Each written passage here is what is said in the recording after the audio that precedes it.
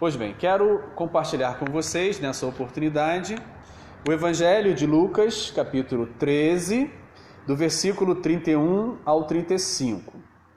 Quero observar que no Evangelho de Lucas, a viagem de Jesus para Jerusalém, partindo da Galileia, lugar onde, segundo o Evangelho de Lucas, Jesus desenvolveu a maior parte do seu ministério, começa-se no capítulo 9, verso 51. E a partir desse versículo 51 do capítulo 9, se estende até próximo ao capítulo 20, onde ele entra em Jerusalém de forma triunfante. Observamos que quase ou mais do que um terço do Evangelho de Lucas compreende a viagem de Jesus da Galileia para a Judéia, especificamente Jerusalém. No entanto, seu ministério, segundo o Evangelho de Lucas, se deu bastante na Galileia, uma região que naqueles dias de Jesus era governada pelo rei Herodes Antipas. Herodes Antipas, filho de Herodes o Grande, aquele mesmo Herodes que determinou a morte das crianças até 2 anos, quando Jesus nasceu. Esse Herodes o Grande deixou filhos no seu lugar. Herodes Antipas, então, é o governante da Galileia, é o rei da Galileia, é a autoridade maior na Galileia, subordinada, vassalo do Império Romano. No entanto, é o rei da Galileia, é a autoridade constituída na Galileia. A Judéia estava, a princípio, sobre o governo romano, na pessoa de um governador, que nos dias de Jesus conhecemos como Pôncio Pilatos. Governador determinado e enviado por Roma, de forma que Roma exercia um poder direto na Judéia por meio do governador Pôncio Pilatos. No entanto, o sumo sacerdote, que é a autoridade máxima judaica dos dias de Jesus, ele continua exercendo um poder religioso e um poder político-econômico. Ou seja, o sistema de governo judaico era um sistema teocrático, em que o sumo sacerdote exerce a função de chefe de Estado. Ele é que é o governante da Judéia, mas limitado pela presença do governador romano na Judéia. Assim, são as autoridades que estão em volta de Jesus. Na Galileia, o rei Herodes Antipas; na Judéia, o sumo sacerdote; e sobre ele, o governador romano Pôncio Pilatos. O texto que eu quero ler, no capítulo 13 do Evangelho de Lucas, verso 31 a 35, Jesus está caminhando ainda na Galileia, sob a jurisdição do rei Herodes Antipas, em direção à Judéia, especificamente Jerusalém, onde confrontará as autoridades judaicas e também romanas e, como consequência, será preso, torturado e executado. Diz assim a palavra do Senhor, Lucas, capítulo 13, do verso 31 ao verso 35. Naquela mesma hora, alguns fariseus vieram para dizer-lhe: retira-te e vai-te daqui, porque Herodes quer matar-te. Ele, porém, lhes respondeu: ide dizer a essa raposa que hoje e amanhã expulso demônios e curo enfermos, e no terceiro dia terminarei. Importa, contudo, caminhar hoje, amanhã e depois, porque não se espera que um profeta morra fora de Jerusalém. Jerusalém, Jerusalém, que matas os profetas e apedrejas os que te foram enviados.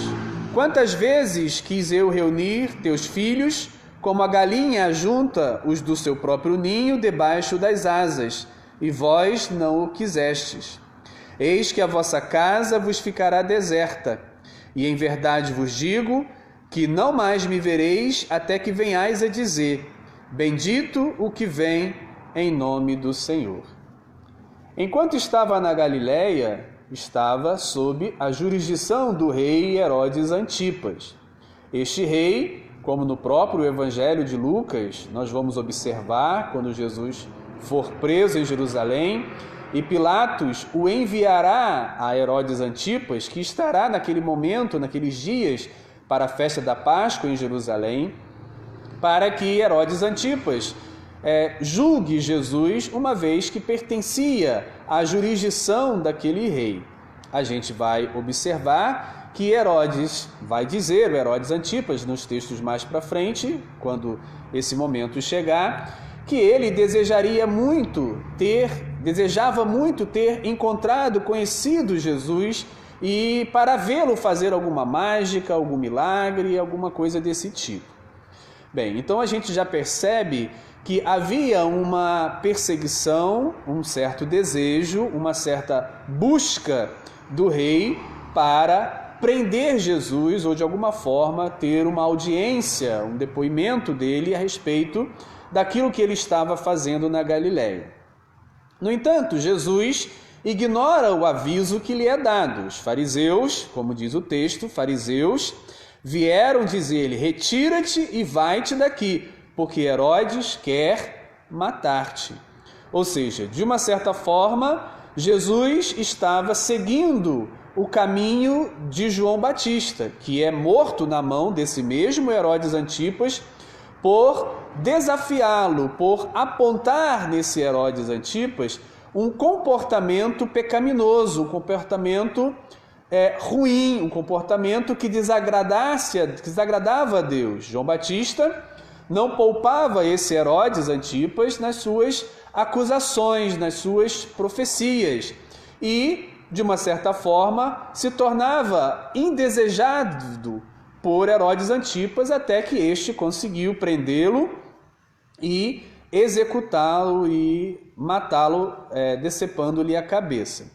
Na esteira do João Batista está Jesus, que anuncia às autoridades, aos governantes, mostra os seus pecados, os seus erros e aponta no comportamento deles algo que é ruim, que é desagradável a Deus, não apoiando o comportamento deles e se tornando então uma ameaça. Jesus volta-se para o povo, atende o povo, socorre os necessitados, cura os enfermos, expulsa os demônios daqueles oprimidos por Satanás, parte o pão e vai anunciando as boas notícias do reino de Deus, à medida que se torna uma ameaça para este rei.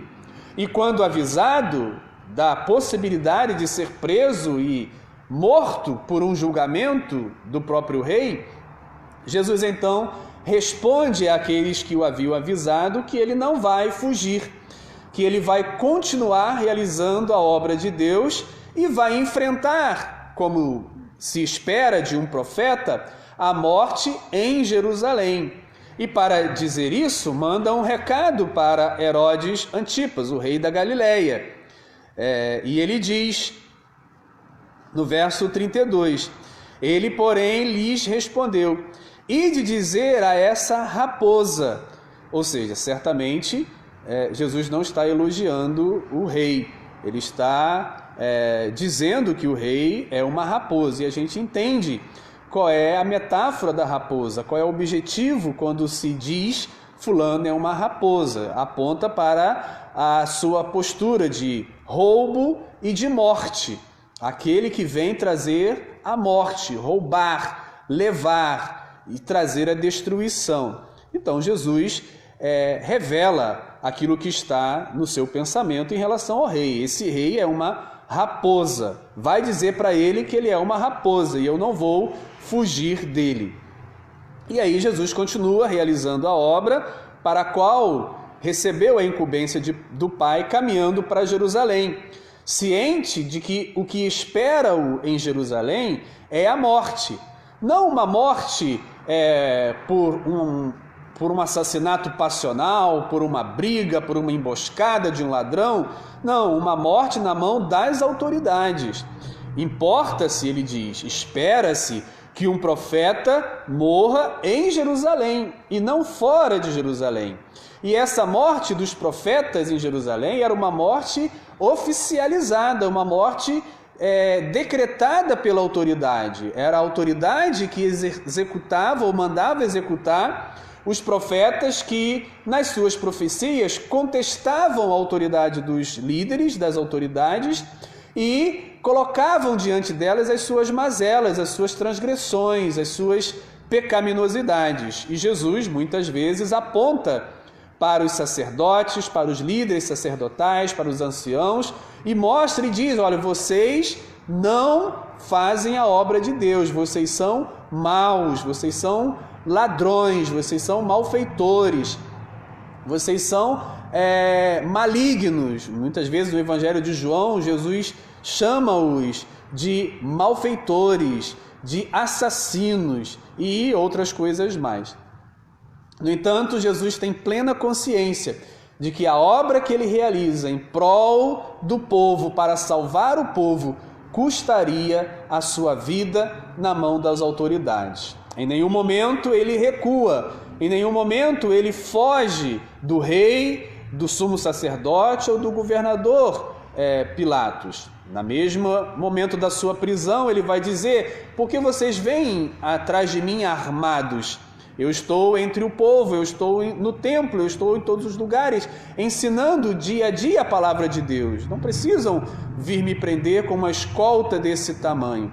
E assim, Jesus tinha consciência de que as palavras que ele falava, a salvação que ele trazia, o socorro que ele trazia, a boa notícia de Deus que ele trazia, custaria a rejeição diante das autoridades. E mesmo assim, ele não as poupa, ele as acusa, afronta, discorda, mostra o erro delas, porque, como enviado do Senhor, o compromisso dele é com a verdade, é com a palavra de Deus, é com o cuidado e a salvação das pessoas e não com os interesses daquelas autoridades.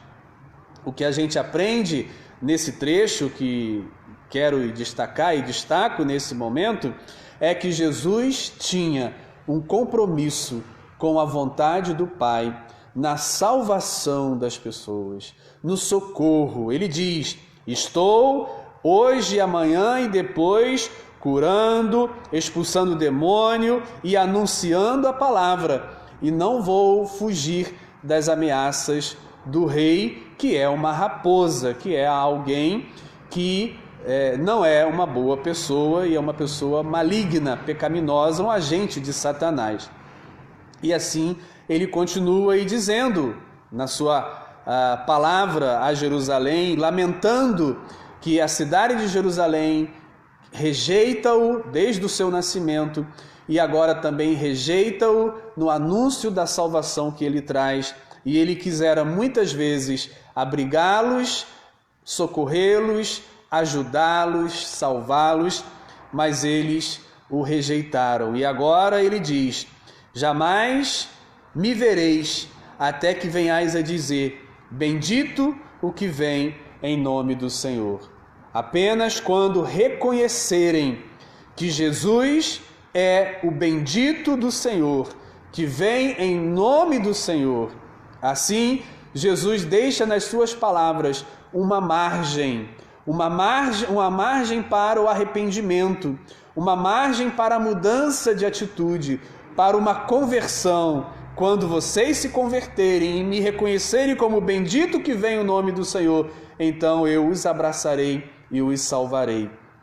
Da mesma maneira, o Senhor Jesus continua aberto a todos aqueles que venham a reconhecê-lo como o bendito que vem em nome do Senhor. E continua, por meio dos seus discípulos, anunciando a salvação do Senhor, levando o bem a todos aqueles que estão se aproximando e desejosos. E a semelhança de Jesus, os seus discípulos também têm uma postura ciente de que o que lhes espera é a perseguição das autoridades, e eles não poupam, como Jesus não poupou a autoridade quando esta agia de forma contrária à vontade de Deus.